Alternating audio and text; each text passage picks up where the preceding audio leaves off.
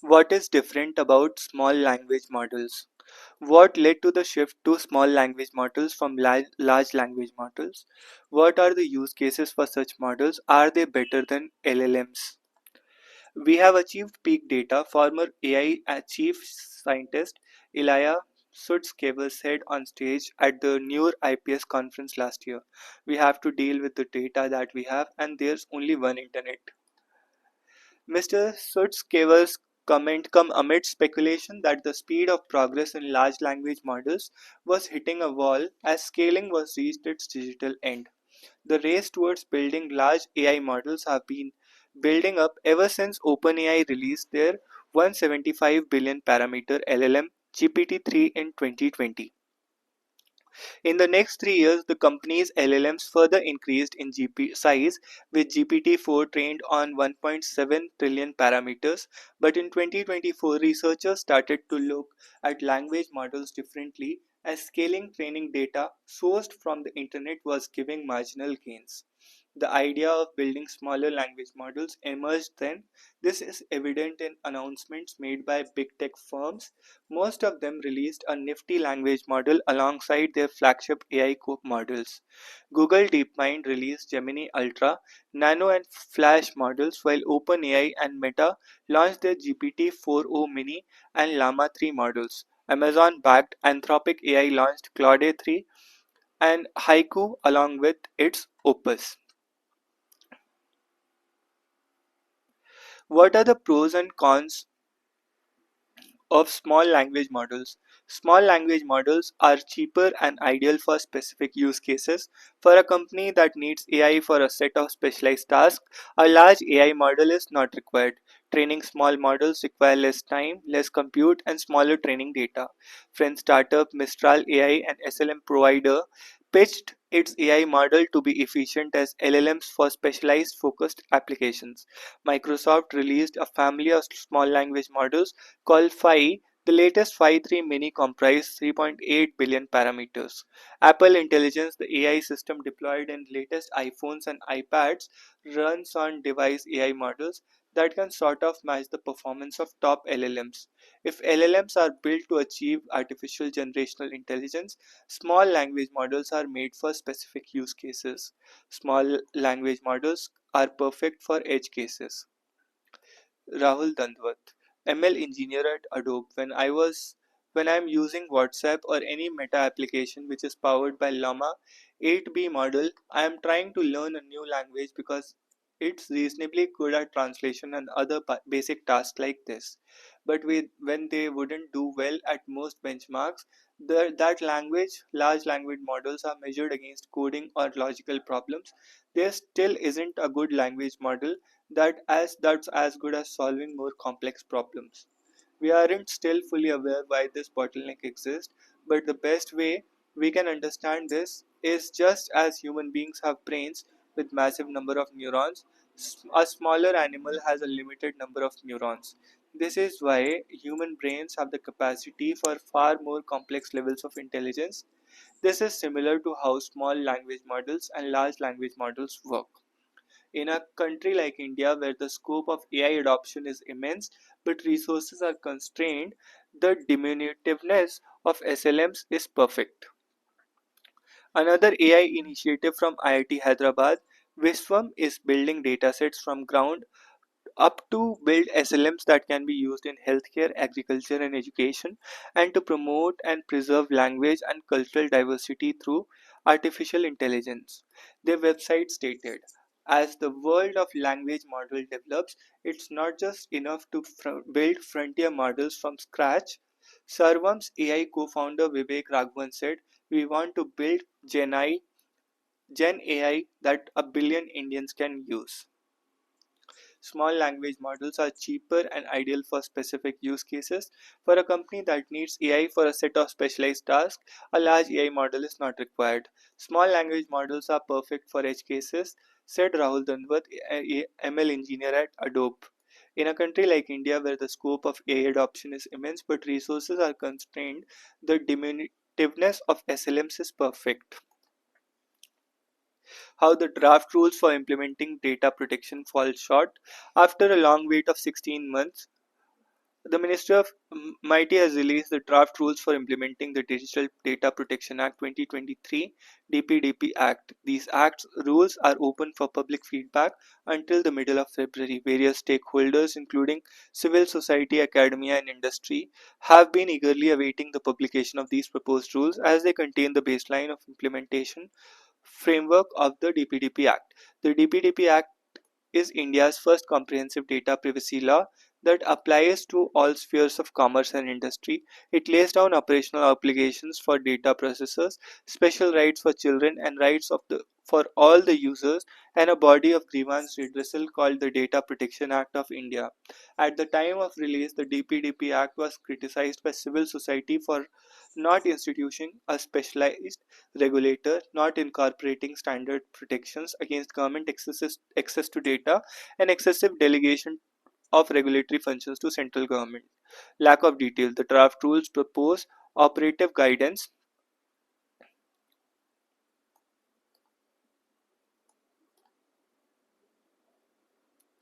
The draft rules propose operative guidance uh, for critical mechanisms such as notice and consent to the user for data collection and processing, intimation of data breaches, collection of parental consent on behalf of children, data localization measures, and the procedure for setting up the Data Protection Act board. Although the draft rules provide some guidance for implementing the DPDP Act, they lack detailed guidelines for to help improve the lives of India's digital nagriks. Let's illustrate some shortcomings from the perspective of two critical avenues that the DPDP Act seeks to introduce rights of users and protection of children's data. The DPDP Act enhances the autonomy of users over their personal data by providing them with the right to access, correct, complete, update, and erase their data. The law leaves it to the corresponding rules for clarifying the manner in which user can exercise these rights. Unfortunately, draft rules do not make it clear how many users may make these requests. They simply state that users can make requests to data processors for exercising their rights by following the steps published by the businesses. This is simply restating what the Act lays down in another language. For example, as per the right to erasure, can users ask such search engines to remove links to certain websites? Courts in India have frequently asked Google to delete certain links from showing up to on public search engine. The rules could have prescribed standards to clarify the mechanism in these situations, such as requiring that users share specific hyperlinks for erasure. Since the right to erasure may not impact third parties' online speech, the draft rules could have articulated certain modes or conditions for objection that data processors could make against such erasure requests. However, the draft rules do not bring any such clarity. Protecting children. Today, children are increasingly using various websites on the internet, including social media platforms. To safeguard children, the DPDP Act obligates data processors to seek verifiable parental consent before accessing the parental data of children under the age of 18. The manner of obtaining parental consent was to be laid down in subsequent rules. However, here again the draft rules fall short. There is no detailing of an exact mechanism for identifying children and collecting parental consent. The rules provide data processors will need to adopt appropriate technical and organizational measures to ensure parental consent is obtained prior to accessing data of a child.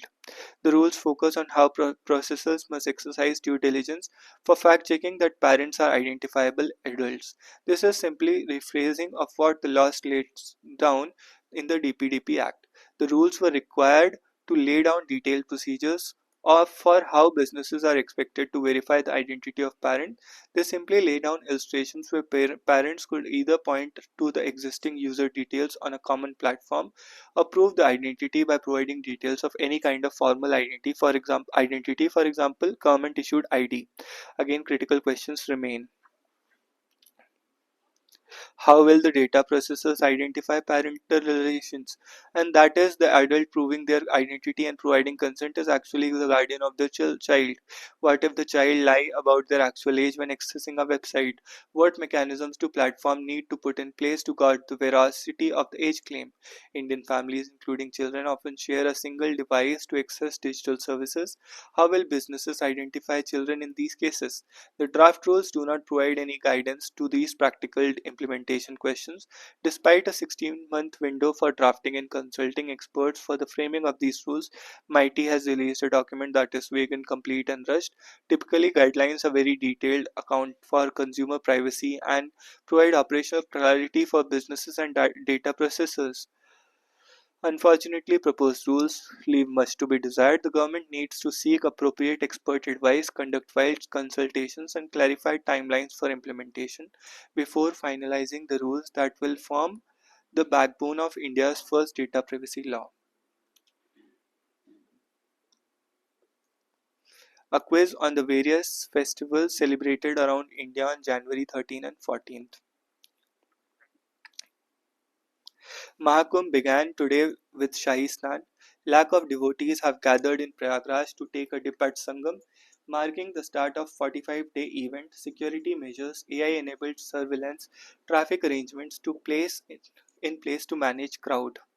The 45-day Mahakumbh, considered the biggest religious gathering, is set to begin in Prayagraj, Uttar Pradesh, with the Shahi Snan on occasion of Posh Purnima. At the Sangam, the confluence of Ganga, Yamuna, and mythical Saraswati. All arrangements have been put in place at the Sangam and the other banks. Lakhs of devotees are expected to take bath at the Sangam on Monday. The Mahakumbh, being held after 12 years, will conclude on February 26. 55 police stations have been set up in Mahakumbh district with 45,000 police personnel deployed at the event. Seers from 13 akharas belonging to different sects are participating in Mahakumbh. Prayagraj city has been adorned with drawings depicting different aspects of Hinduism.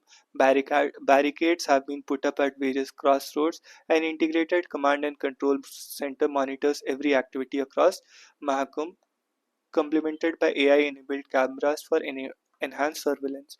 In our first, an underwater drone has been deployed for the safety of devotees, which is capable of monitoring every activity under the water 24 hours a day. Inspector General of Police Rajiv Narayan Mishra said the drone, which functions at a very high speed, can keep an eye on the target even in dark and do reconnaissance up to a depth of 100 meters. Also, PAC, NDRF, and SDRF teams will be deployed on 700 flagged boats to ensure safety of the devotees, along with placing of remote life-saving buoys on large scale. Sri Lankan Navy arrests 8 fishers from TN trawlers seized.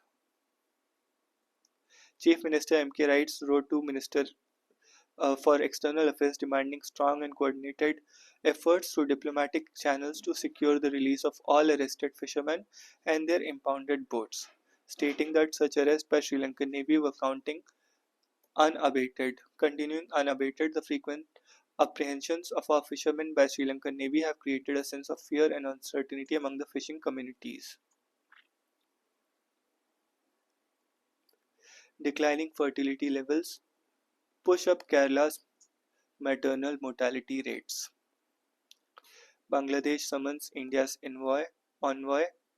Water inflow affects Assam mine rescue operations. 5 workers remain trapped. The water level in flooded rat hole mine of Dima Hasao of Assam remain unchanged. Assam Rifle vacates post in Manipur, denies villagers allegation of harassment. Assam Rifle vacated a makeshift post in dominated Kamjang district of Manipur on Sunday, a day after mob destroyed it to protest against the alleged frequent harassment by the personnel of paramilitary force during the transportation of timber for house construction. HAL's latest combat air learning system completes crucial test ahead of Aero India 2025, which is scheduled to be held next month. Hindustan Aeronautics Limited achieved significant milestone by conducting engine ground run for a full-scale demonstrator combat air teaming system CATS Warrior on Saturday. HAL said this demonstrates the synergy between various R&D centers of HAL with aircraft design and integration by Aircraft Research and Design Center, indigenous mission computer from SLRDC, and indigenous power plant from AERDC.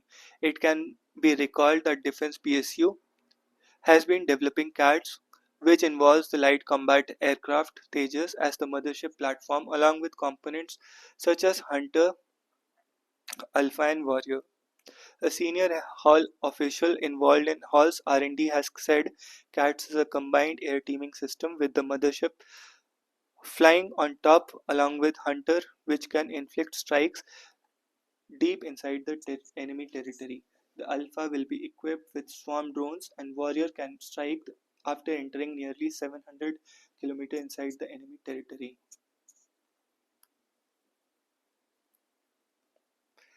Combat Air Teaming System Warrior Centre's Wildlife Panel clears oil and gas exploratory drilling in Assam Sanctuary. The Centre's Wildlife Panel has approved a proposal to carry out oil and gas exploration in the eco-sensitive zone of Holangapur Gibbon Wildlife Sanctuary in Assam's Zorat district. The Standing Committee on National Board of Wildlife, chaired by Union Environment Minister Bhupender Yadav, approved the proposal for Vedanta's group Can Oil and Gas during meeting on December 21. Assam Principal Chief Conservator of Forest and Chief Wildlife Warden has recommended clearance for the last project last month, citing national interest.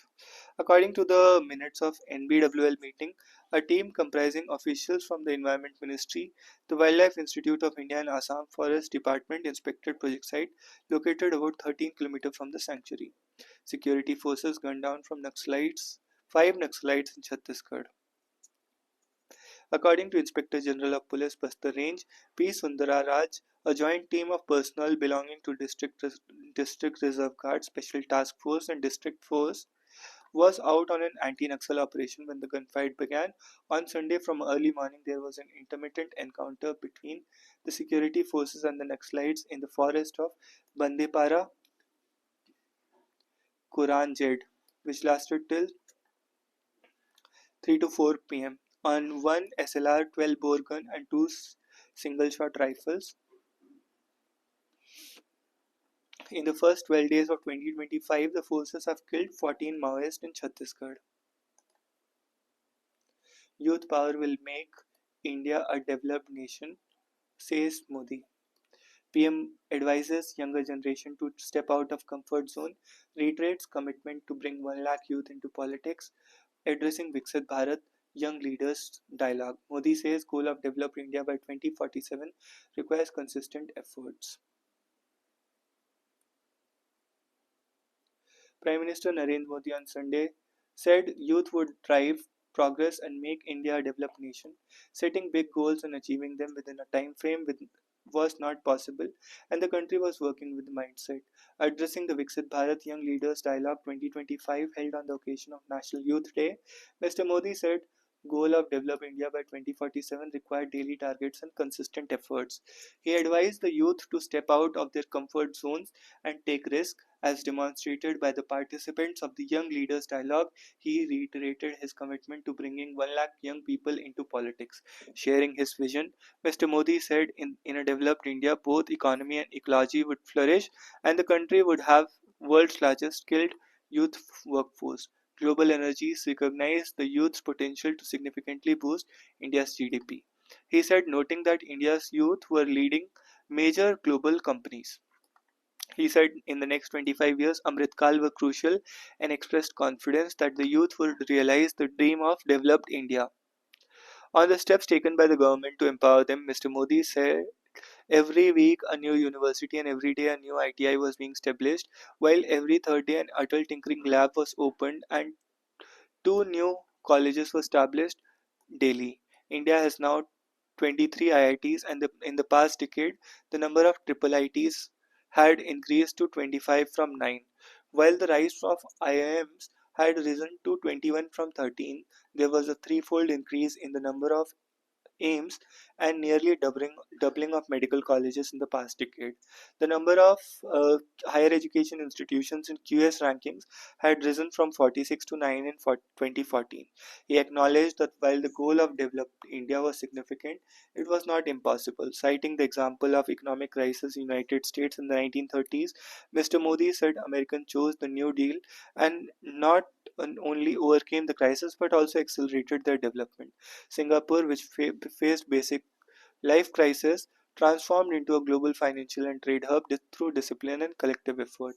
India has similar examples as the freedom struggle and overcoming of food crisis post-independence. About India's commitment to green energy, Mr. Modi said India was the first country to meet Paris climate commitments 9 years ahead of the schedule.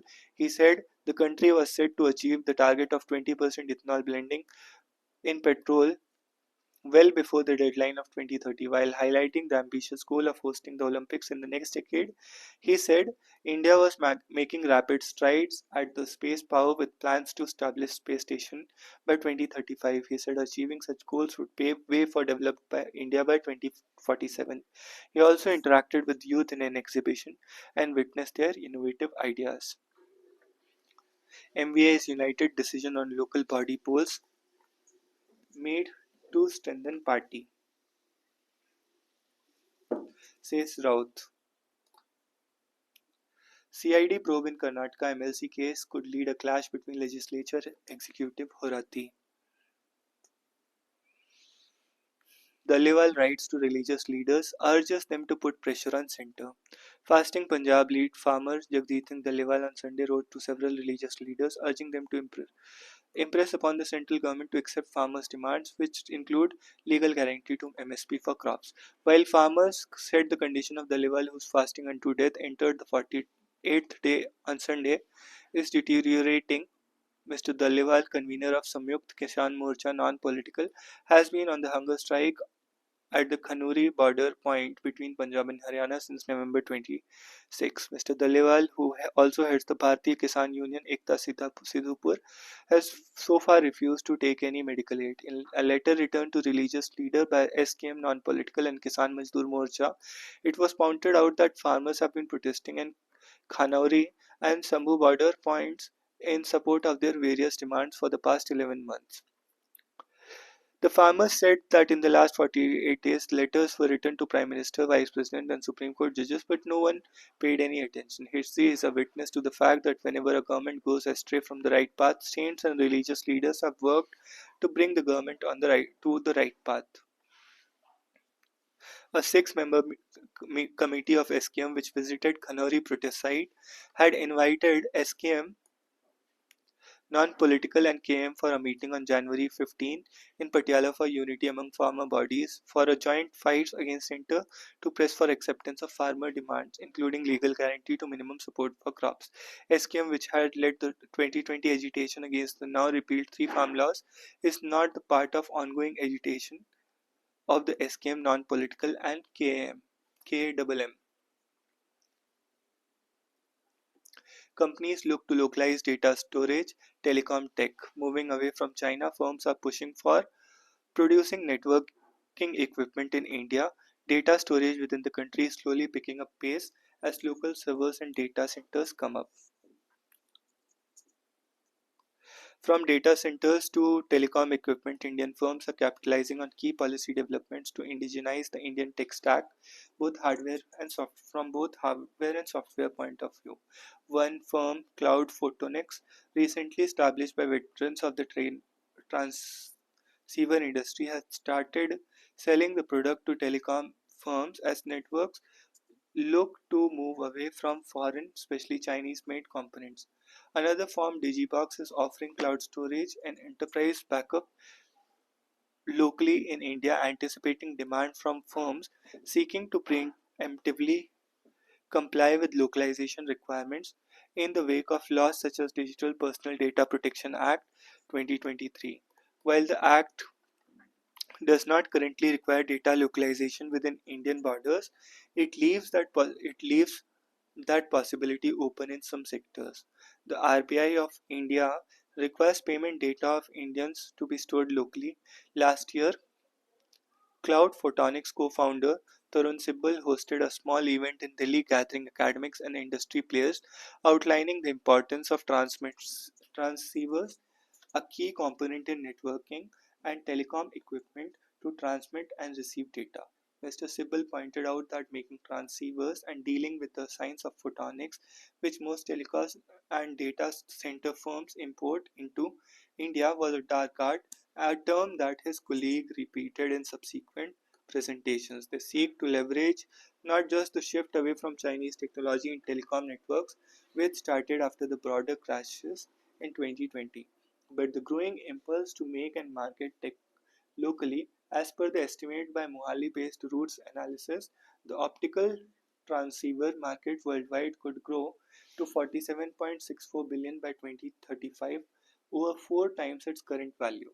The firm's CTO Sunil Khatana said in a presentation that a significant share of data center and network infrastructure expenditure was on imported transceivers.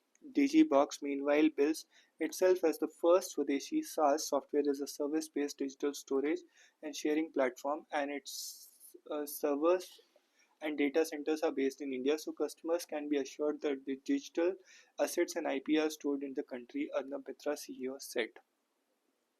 Security isn't always a function of localization of data, but over the years, localization mandates like the RBI have pushed firms, industries to seek local storage options, even if they are more expensive due to lack of scale. The reason behind local storage is becoming even hotter topic, obviously, the rise of privacy. He admitted that local storage was more expensive, but added that firms look out of out for their reputation when making storage decisions for regulatory purposes, so it's in many ways priceless. Union Secretary for Electronics Information Technology S. Krishnan welcomed the growing introduction of local operations in telecom equipment and data storage in an interview with The Hindu, saying, "These are commercially driven decisions, and that's the way it ought to be." Ahead of, ahead of budget, CII suggests move for ease of business. Ahead of the budget, industry body CII on Sunday suggested a 10-point agenda to drive ease of doing business reforms aimed at reducing compliance burdens, simplifying regulatory frameworks, and improving transparency. Among the urgent policy interventions, it has recommended that all regulatory approvals, central, state, and local levels must mandatorily be provided through National Single Window System. It has also pushed for expediting the process of dispute resolution by improving the capacity of courts and placing greater reliance on alternative dispute resolution mechanism. For streamlining environmental compliance, the CII said a unified framework could be introduced which consolidates requirements into a single document. It also said that states may be incentivized to develop an online integrated land authority with an objective to streamline land banks, digitize and integrate records, provide information on disputed land, and guide reforms. While India has over the last decade remained focused on improving ease of doing business, there is a need to maintain the momentum. CIA Director General said simplifying regulatory frameworks, reducing compliance burdens, and enhancing transparency should continue to remain the focus agenda for the next several years. Compliances for industries related to areas such as land, labor, dispute resolution, paying taxes, and environmental offer a vast scope for reduction, vital for boosting competitiveness, arguing that labor compliances continue to be extensive and arduous and await the implementation of 4 labor codes. It called for the scope of Shram Suvidha portal, which facilitates integrated compliances in just a few select acts, to be expanded to function as a centralized portal for all central and state labor laws.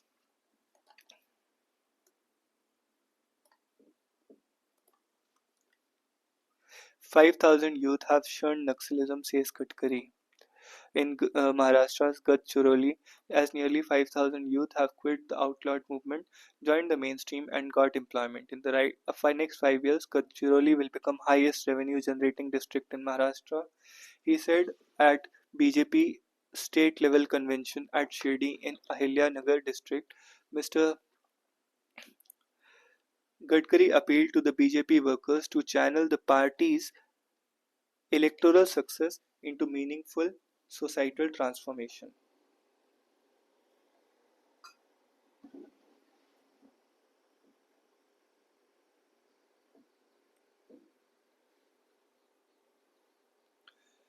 21-year-old student found dead in IIT Kharagpur hostel.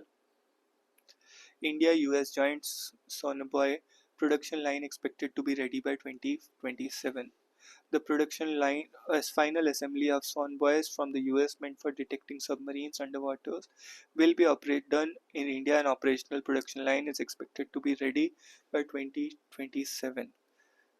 According to the US company Ultra Maritime, the systems will be co-produced in India in partnership with Defense Public Sector undertaking Bharat Dynamics Limited. In a significant development, India and US uh, last week announced the first of its kind partnership on co-production of US sonobuoys for undersea domain awareness for Indian Navy, a high-end technology that allows tracking of submarines in deep seas and oceans. The announcement was made in a fact sheet issued at the end of US National Security Advisor Jake Sullivan's visit to India last week.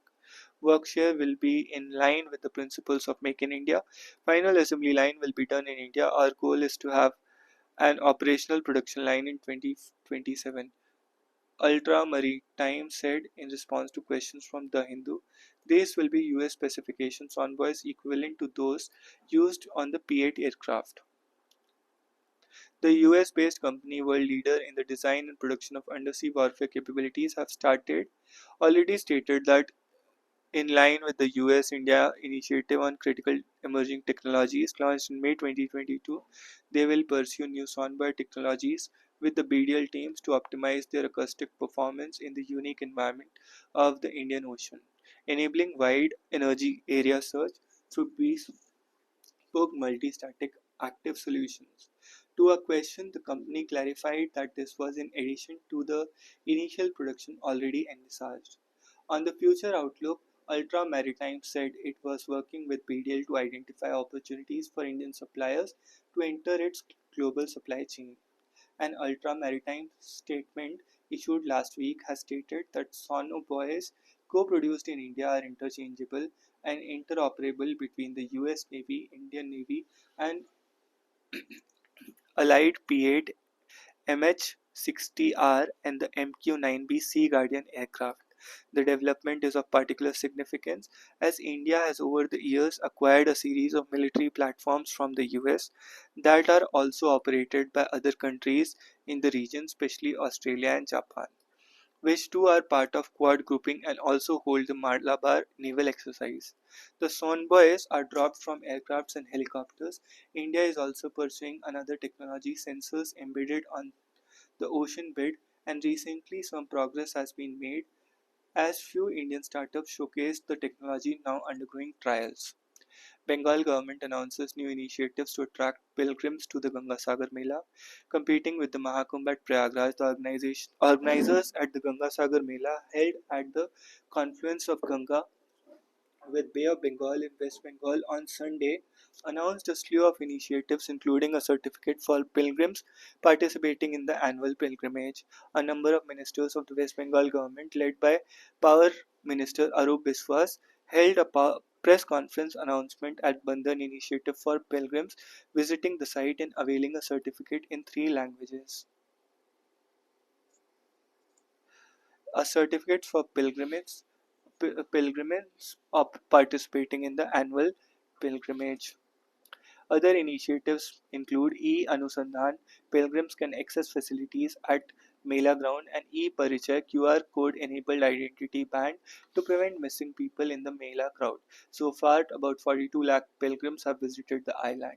Mr. Biswas says, expressing hope that number of pilgrims would cross the records of set of 1 crore set in 2023. While claims of the number of pilgrims visiting the ecologically fragile island during Makar Sankranti is contested by opposition parties, Chief Minister Mamata Banerjee pushing for national Mela status for Ganga Sagar Mela for several years. Earlier this year, Ms. Banerjee had said that Union government supported the Kumbh Mela but did not extend any support to the Ganga Sagar Mela. Ms. Biswas elaborate arrangements had been made to transport pilgrims from different parts of the state to Sagar Island, including about 2,500 government and private buses, 21 jetties, 9 barges, 32 vessels, and 122 launches. About 13,000 policemen have been posted to ensure safety and security of the Ganga Sagar Mela. This year, Ganga Aarti is being organized from January 11 to January 13. This was it. Thank you. See you in the next one.